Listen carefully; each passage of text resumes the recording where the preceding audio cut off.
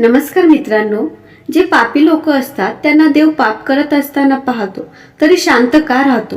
त्यांना देव शिक्षा का देत नाही? पाप करत असतात तेव्हा देव गप्प का राहतो? पापी लोकांना पाप करत असतानाही हे पाहून देव शांत का राहतो?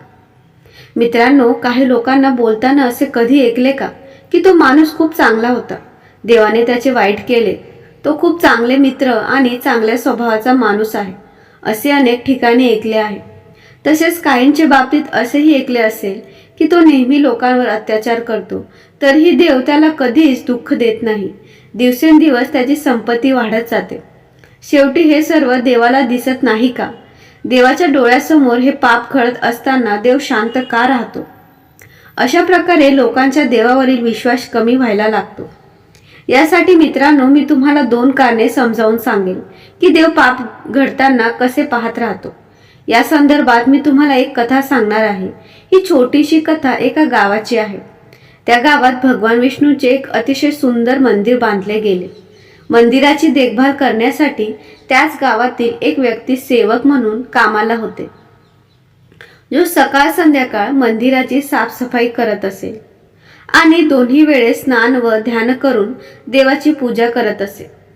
तो माणूस खूप गरीब आणि दुःखी होता. मंदिरात येणाऱ्या भाविकांकडून त्यांना जी काही देणगी मिळायची त्यातून ते आपला संसार चालवत असत. मंदिराच्या आवारात काम करत असताना त्याची आयुष्याची नाळ त्या मंदिराशी जोडली गेली. वैयक्तिक तक्रार देवाच्या मूर्तीसमोर बसून उभे राहून तो करायचा. कधी घराबद्दल, कधी कुटुंबाबद्दल, तर कधी संसाराबद्दल. एक दिवस तो देवाच्या पुतळ्यासमोर उभा राहून तक्रारी करत होता की अरे देवा, तुझे आयुष्य किती आरामात आहे. तुम्ही फक्त मंदिरात एका ठिकाणी आरामात उभे राहतात आणि लोकांच्या प्रार्थना ऐकतात. काहींकडून लाडू दिले जातात, काही प्रसाद दिला जातो. इथे उभे राहून तुम्हाला विविध प्रकारची मिठाई आणि पदार्थ खायला मिळतात. तुमचे आयुष्य खूप सोपे आहे आणि माझे जीवन खूप कठीण आहे. माझे आयुष्य खूप छोटे आहे, ते हजारो प्रकारांनी भरलेले आहे. हजारो समस्या माझ्या जीवनात आहे. मी दिवसभर मेहनत करतो तेव्हा कुठेतरी मी माझ्या कुटुंबासाठी 2 वेळेचे अन्न गोळा करू शकेल. पापी पाखंडी पहा, रात्री उशिरा ते वाईट कृत्य करतात, तरीही आनंदाने त्यांचे जीवन जगत आहे. देवा, जर माझे आयुष्य तुझ्यासारखे असते तर माझे जीवन किती आनंदी असते. आपल्या सेवकाचे असे शब्द ऐकून देव थांबला नाही. देव त्याच वेळी मूर्तीतूनच दर्शन देत त्या सेवकाला म्हणू लागला, भक्ता, फक्त तुम्ही चुकीचा विचार करत आहात. तुम्ही जसे विचार करत आहात असे नाही. दुरून पाहिल्यावर प्रत्येकाचे आयुष्य आपल्यापेक्षा चांगले दिसते. जेव्हा आपल्याला त्याच्या वास्तविक जीवनाची माहिती मिळते, मग समजते की ते माझ्यापेक्षाही हलाखीचे जीवन जगत आहेत. तू माझे जीवन सोपे समजत आहेस. माझी जीवन कहाणी तुला समजते तितकी सोपी नाही. मलाही अनेक गोष्टी पाहायच्या आहेत. बरीच व्यवस्था करावी लागते. अनेक काळजी आहेत. चांगल्याबरोबर चांगले आणि वाईट बरोबर वाईट कसे असावे या सगळ्यांचा विचार करावा लागतो. कोणी असहायवर अत्याचार करतात, कोणी पीडितेवर अत्याचार करतात. त्यामुळे त्याला संरक्षण द्यावे लागते. ज्या दिवशी तुला माझी जबाबदारी समजेल त्या दिवशी तुला माझी मेहनतही कळेल. हे सर्व इतके सोपे नाही. बाप बनून माणूस ज्या प्रकारे आपल्या मुलाप्रती जबाबदारी पार पाडतो, तो त्याच्या आनंदाची, चांगल्या वाईट याची काळजी घेतो, त्याचप्रमाणे मला तुम्हा सर्वांची काळजी घ्यायची आहे. एकाच वेळी इतक्या जबाबदाऱ्या पेलणे सोपे काम नाही. मित्रांनो, देवाचे म्हणणे ऐकून भक्त म्हणाला, अरे देवा, हे काय बोलतोस? तुझे काम खरंच खूप सोपे आहे. जसे तुम्ही दिवसभर उभे राहता तसे मी पण दिवसभर उभे राहू शकतो. त्यात काय मोठी गोष्ट आहे? देव म्हणाला, भक्ता, मी पुन्हा सांगतो, तुला ते जमणार नाही.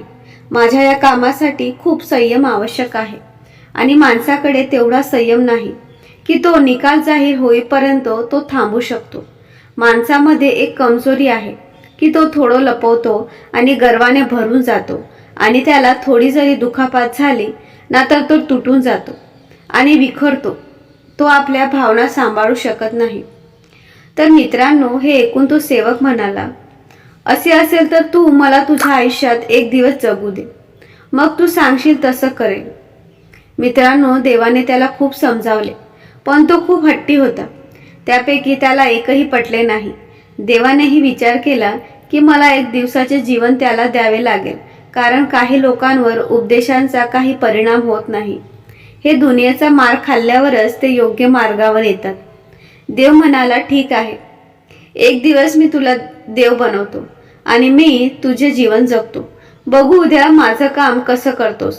आणि हो, माझे जीवन जगण्यासाठी तुम्हाला काही अटींचे पालन करावे लागेल. भक्त म्हणाले, हे देवा, मी तुझ्या सर्व अटी मान्य करायला तयार आहे. सांग, तुझ्यासाठी काय आहे.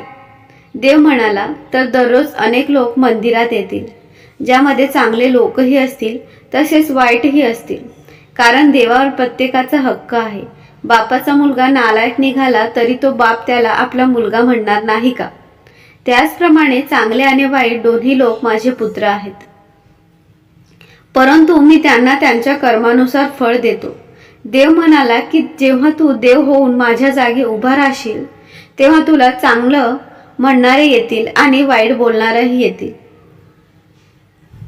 तरीही त्यांचे म्हणणे शांतपणे सहन करावे लागेल आणि संयमाने त्यांचे म्हणणे ऐकावे लागेल आणि त्यांची चांगली आणि वाईट कृत्ये तुम्हाला तुमच्या बाजूने पाहावी लागतील. त्यावेळी काही बोलू नका, जे होईल ते ऐका. भक्त म्हणाले, ठीक आहे देव, मला तुझ्या सर्व अटी मान्य आहेत. तोपर्यंत भावांनो, आता देवाने त्यांचे आयुष्य एक दिवसासाठी बदलले आहे. एक दिवसासाठी त्याला देव बनवून मूर्तीत बसवले आणि स्वतः स्वयंसेवक म्हणून मंदिराची सेवा करू लागले. असे झाले की 1 ते 2 तास उलटून गेली.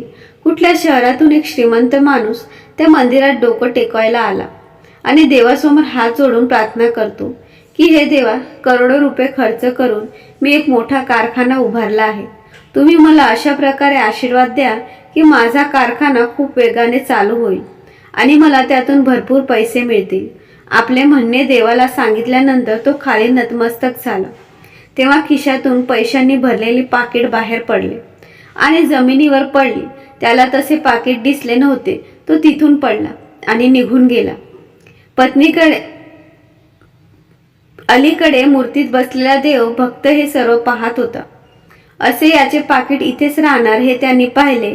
हे एकदा त्याच्या मनात आले की मी या सेठला सांगू का की तसे त्याचे पैशाने भरलेले पाकिट आहे असणार ना. पण नंतर त्या देवाची अवस्था आठवली की देवाने सांगितले आहे, ही चांगला असो का वाईट असो, मात्र विसरू नका की तू फक्त त्याच्याकडे बघत राहायचं आणि कोणताही निर्णय घ्यायचा नाही. असे विचार करून देव झालेला भक्त गप्प बसून पाहत राहिला. तेव्हाच एक अत्यंत गरीब माणूस त्या मंदिरात येतो. देवाच्या मूर्तीसमोर उभा असलेला तो गरीब माणूस म्हणतो, अरे देवा, मी खूप गरीब माणूस आहे. या गरिबीत मी अत्यंत दुःखाचे जीवन जगत आहे. कुटुंबाचा उदरनिर्वाह करणे ही कठीण होत आहे. घरी आई आजारी आहे, तिच्या उपचारासाठी पैसे नाहीत. कुठे व्यवस्था करायची, आयुष्य कसं जाईल समजत नाही. आज फक्त माझ्या खिशात फक्त 10 रुपये आहेत. त्यात फक्त एक वेळेस रेशनही मिळणार नाही ना आईचे औषध. कृपा कर देवा, माझ्या गरजा पूर्ण व्हाव्यात. असे म्हणत तो माणूस निघू लागला. तेवढ्यात त्याची नजर त्या पैशांनी भरलेल्या पाकिटावर पडली. त्यांनी पटकन पाकिट उचलले आणि त्यात भरपूर पैसे पाहून त्याला आनंद वाटू लागला आणि देवाचे आभार मानू लागले की अरे देवा, तू खरंच महान आहेस. तू माझी प्रार्थना इतक्या लवकर ऐकलीस. या पैशातून मी आता माझ्या कुटुंबासाठी रेशनची व्यवस्था करेल आणि माझ्या आईवर उपचार करेल. मित्रांनो, देवाचे आभार मानून तो तिथून निघून लागला. तर दुसरीकडे देव बनून मूर्तीत लीन झालेला देवभक्ताला असे वाटू लागले की पाकिट व्यापाराचे आहे आणि हा गरीब माणूस ते घेऊन जातो. एकदा त्याला आवाजाने सांगावे असे त्याच्या मनात आले की हे पाकिट त्याचे नसून घेतलेले पैसे सेठचे आहेत. पण लगेच देवाचे बोलणे आठवले. देवाने मला बोलण्यास मनाई केली आहे. ही स्थिती त्याला आठवली, म्हणून त्यांनी गुपचूप तोंड बंद केले आणि तो बिचारा गेल्यावर उभा राहिला. थोड्या वेळाने मंदिरात अजून एक व्यक्ती आली. तो तिसरा माणूस शिपाई होता. 1 महिना युद्ध चालू होणार होते. आपला प्रवास सुखरूप व्हावा म्हणून देवाची प्रार्थना करण्यासाठी तो मंदिरात आला होता. 1 महिन्यानंतर तो सुखरूप घरी परतला पाहिजे अशी तो शिपाई प्रार्थना करत होता. तोच व्यापारी काही पोलिसांसह मंदिरात प्रवेश करतो. ज्याचे पैशाने भरलेले पाकिट मंदिरात राहिले होते. सेठने पोलिसांना त्या शिपायाला पकडायला सांगितले आणि म्हणाले, सर, माझ्या मागे ही व्यक्ती मंदिरात आली आहे. त्यांनीच माझे पाकिट चोरले आहे. पोलिसांनी त्या शिपायाला पकडून नेण्यास सुरुवात केली. देव बनलेल्या भक्तांना ही गोष्ट अजिबात पटली नाही, कारण तो सैनिक चोर नव्हता. गरिबाने विचाराने पाकिट घेतले होते. देव बनलेले भक्त स्वतःसमोर असताना हे अन्यायकारक कृत्य त्याला आवडले नाही.